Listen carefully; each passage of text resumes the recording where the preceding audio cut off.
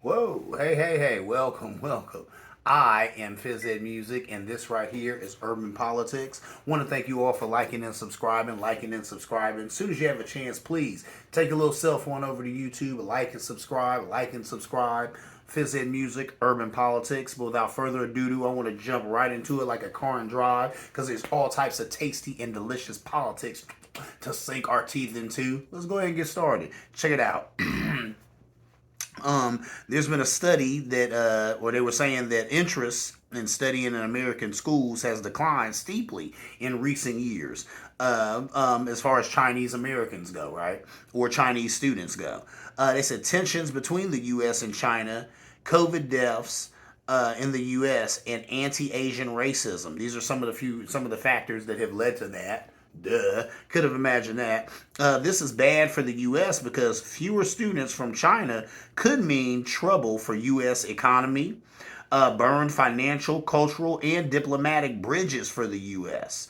Foreign students, most of whom do not get financial aid, pay up to 3 times more than in-state students, which helps subsidize costs for higher educational institutions, right? So if you're getting all this money from foreign students coming in, that's hopefully less of a burden on students who are local, you know what I'm saying, who come from around the area or whatnot. They said 35% of international students are Chinese, contributing to $15.9 billion in economic value for U.S. educational institutions. So that's huge right there. 35% are Chinese students. Those 35% are adding $15.9 billion worth of value to, some of these educational institutions in America. That ain't nothing to sneeze at. And that's things you need to think about when you think about Chinese American relations and stuff like that. When you'll see the president having these meetings with the one guy who all I can think of right now is how they were trying to say he looks like Winnie the Pooh Bear, but he don't like that. But whatever, y'all know the guy I'm talking about. When Biden meets with that guy, and it's important that we have good relations with China because, as you see, we got a whole lot of money coming from them towards our, educational institutions. So this is something I didn't even think about. But and then you think about the reason why there'd be diminished, reverence or want to go to American schools. Where if I was Chinese, I wouldn't want to. When you got presidents making jokes about the Kung flu and all this other stuff in relation to COVID and stuff. And then, all this anti-Asian sentiment you've seen going around lately, as of late, elderly Asians getting beat up or whatnot like that. That would not make me, as a Chinese person, want to come to an American school. So I get it. I understand where that's coming from. I'm like, that's something we need to be mindful of and think about when people were like, yeah, it's no big deal. And China this, China that. They're always talking about bad Chinese steel and all this other stuff. And come on now. You know what I'm saying? It's obvious. They've always talked about how our balance of trade with them is off. But there's a lot that we get from China just right here in this area right here. You know what I'm saying? So this is something to be mindful of, and this is something that I'd hope that the people who run this country would be mindful of when they're making their little off comments and their little jokes about some of our allies, because we do need them. We need them financially, and we also need their support when it comes to military might and things like that. They're saying the number of Chinese wanting to study in the U.S. has fallen from 51% to 30% since 2015. And once again, what's happened since 2015? We get it. You know what I'm saying? They said there's been a lot of stuff going. Listen, they said anti-Chinese immigration policies, strict Chinese COVID lockdown policies, American gun violence, COVID-19 death rates, and the U.S. spike in anti-Asian racism. Yeah, I get it. That's what's been going down in this country since 2015, and it's no doubt that, of course, they've been feeling it. They've been soaking it all in, and now they're like, man, not feeling America like we used to, because it's bad enough that, of course, there was racism against Chinese, but now it's even went, a step further with some of this other stuff with people claiming that, COVID came out of China and all this other stuff with our own, ex-president claiming that it came out of China or whatnot. So TI is what TI is, but that was interesting, and I did not know that, they were such an integral part of our educational system around here. Who knows? $15.9 billion? That's a lot of money. you know what I'm saying, that 35% of the student body that happens to be Asian is pumping, into our schools, into our colleges. So that's something to be mindful of. Anyway, moving on, let's talk about Trump and JD Vance and how good they're not doing in Ohio, right? So they're going to have a rally September 17th during the OSU versus Toledo game. Now, I'm not into sports. If you watch this show, I tell people all the time, my sports is politics. I get into politics, not sports.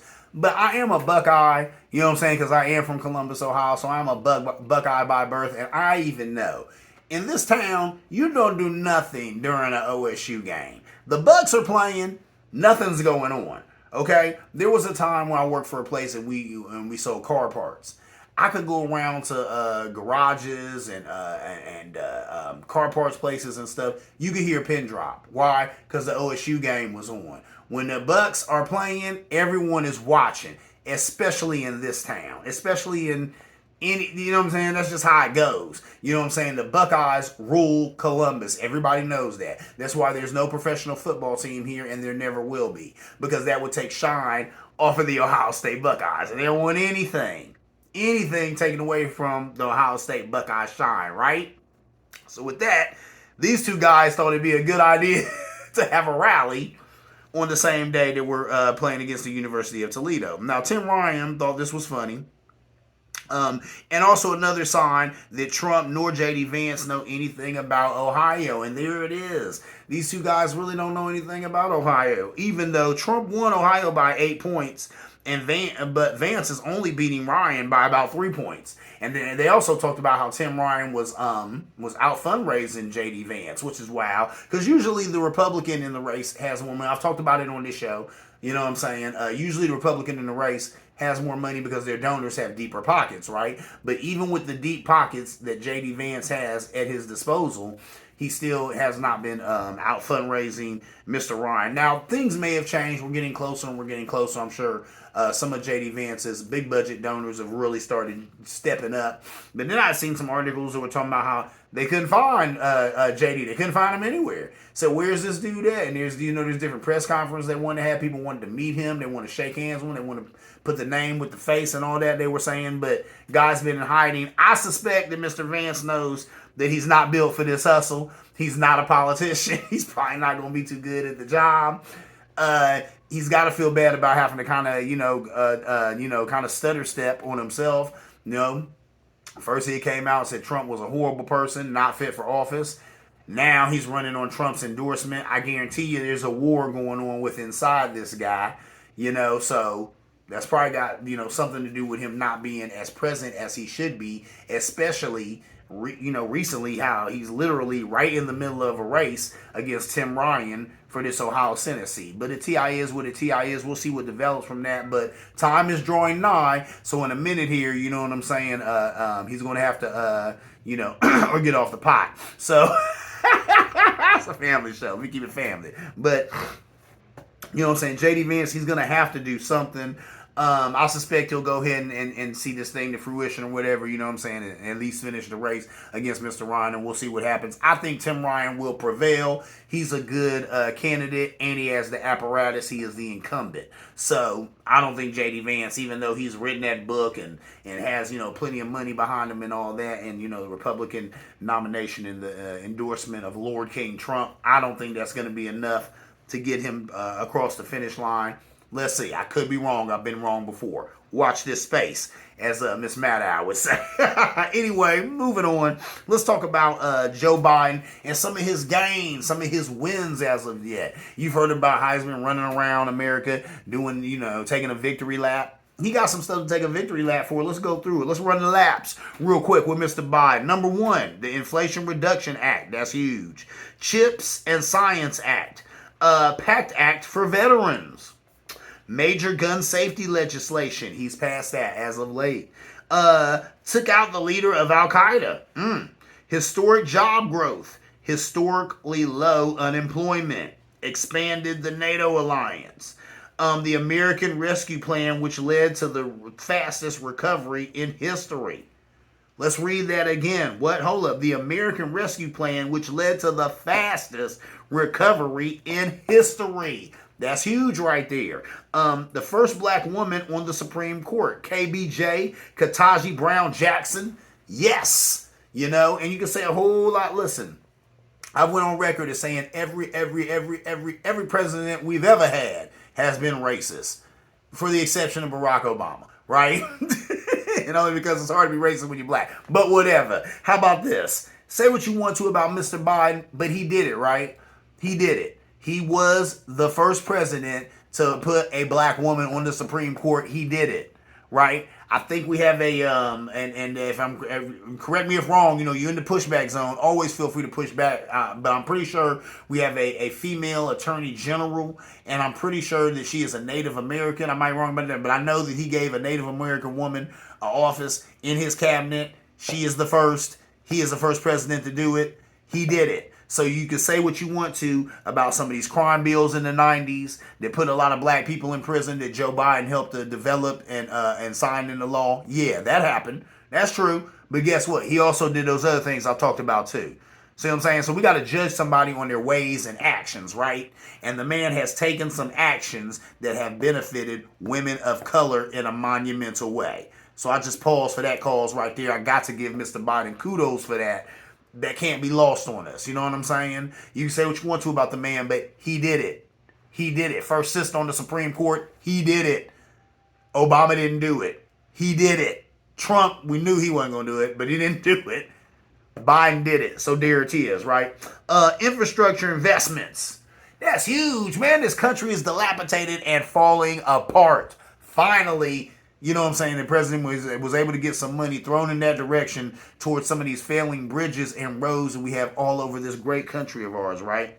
And then just some numbers to throw at you. Hispanic unemployment in 2020 was 18.8%. Now it's 3.9%. Whoa. And then how about this? Black unemployment in 2020 was 16.8%. Now it's 6%.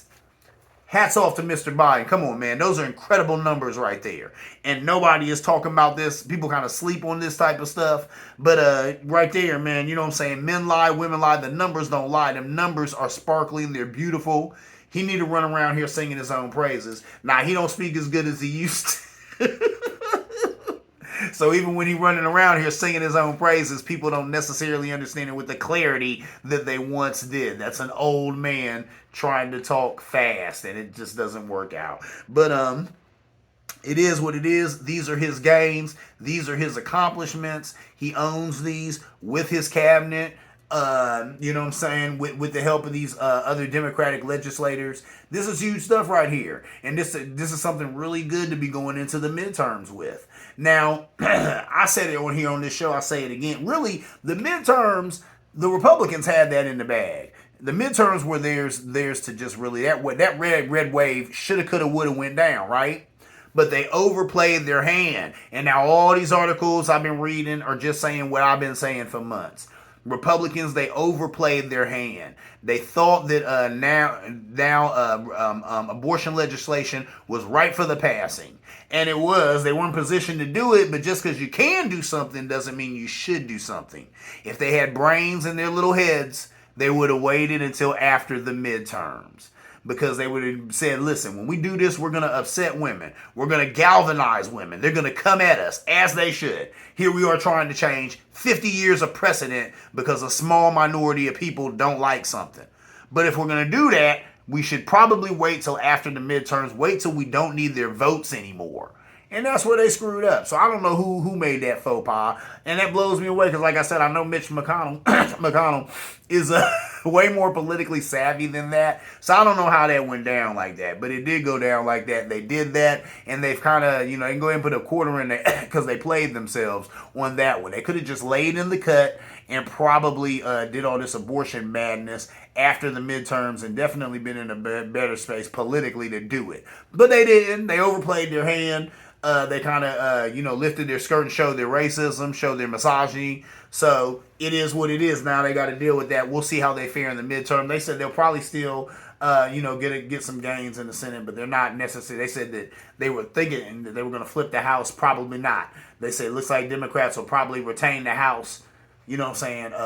Republicans will probably retain the Senate, you know what I'm saying, or have gains in the Senate and get the Senate, get control of the Senate, but Democrats are probably going to keep the House when the Republicans, like I said, it was theirs to win. They could have took it all, but they overplayed their hands with abortion. So that TI is what a TI is. The last thing that I want to talk about before I go on and get out of here, get out your hair, let's talk about guns, right? So here's a fun fact for you. After Bill Clinton banned assault weapons in 1994, mass shooting deaths dropped by 43%. Imagine that, He cut off access to assault weapons, and then the rate of assault weapon deaths went down. Now, I'm not a rocket scientist, but that seems like a no-brainer, right? So then after the GOP, basically the Republican Congress let this ban expire in 2004, then they shot up 239%. So as soon as the ban ran out and people were able to get access to these assault weapons, then the shooting deaths went up 239%. That is not an accident, ladies and gentlemen. That is by grand design. There were people chomping at the bit to get their hands on some steel and hurt and kill some people, right? That's what was going on there. So as I said it before, I'll say it again. I'll say it ad nauseum. More access equals more death. When people are able to get these high-powered weapons of mass destruction, well, not weapons of mass destruction. I guess you could call a street sweeper or a chopper a weapon of mass destruction. Because, you go in there with like a pistol, maybe you can shoot a couple of people. You go in there with that thing, you're shooting 30, 40, 50 people real quick. So, yeah. So when you have these high-powered magazine, weapons, you can do more damage with those. When people have access to them, the gun deaths are going to go up. Right there, it shows it. You know what I'm saying? When Bill Clinton outlawed them, they went 43%. That's almost by half. The shooting deaths went down. Yeah, because people couldn't get access to the guns anymore. You ain't going to have a lot of shooting deaths, and people can't get access to a street sweeper. They can't use it, right? When they get mad in the heat of the moment, they want to hurt somebody and do something crazy to a whole bunch of people. But they can't get the gun, so now they got to just either go get some counseling or go beat on a punching bag or maybe go somewhere and work out or, I don't know, have a drink or something. You know what I'm saying?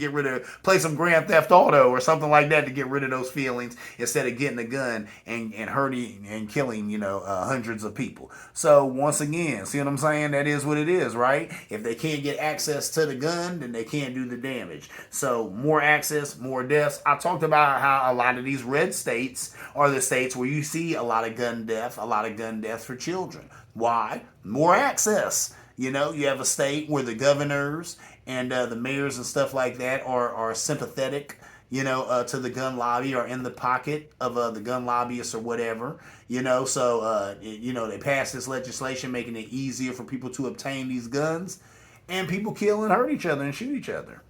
That happens. That's how that goes down. You know what I'm saying? More access equals more death. So it is sad. But that's just how it is in this country. I said it best in a rhyme that I wrote. I was like, comprehensive gun reform, bipartisan legislation. The only thing that can save a dying nation that's killing itself. And that's true. That's what we need, man. You know what I'm saying? We do. We need, we need bipartisan gun legislation. We need both sides to come together. And really all we need is just some regulation. Like I said, that's what we need, to ban assault rifles and just do some regulatory stuff with all the other guns that's out there. And that's not going to get rid of all the shooting deaths, but that definitely would help a little. You know what I'm saying? It would do something to go towards all this shooting death and all this other stuff we got going on. Because my goodness, you know what I'm saying? We got to do something, ladies and gentlemen.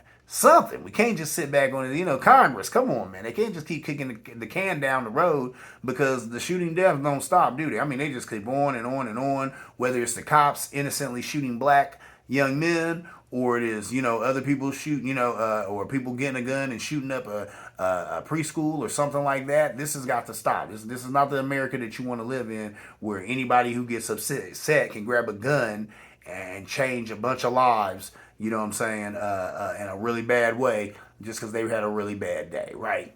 So with that being said, that is my time, ladies and gentlemen. Looks like I'm ending this show a little bit early. I did have an IPA of the week, but I forgot to bring it. So that'll have to be my IPA of next week, and we'll talk about it. It's a pretty good one though. But as always, I want to thank you for watching Urban Politics. I'm your humble host, Fizz and Music. This is Urban Politics, where politics lives. I want to thank you all for liking and subscribing. As soon as you have a chance, please take yourself on over to YouTube, like and subscribe. Fizz and Music, Urban Politics. And as always, ladies and gentlemen, see you around like a donut.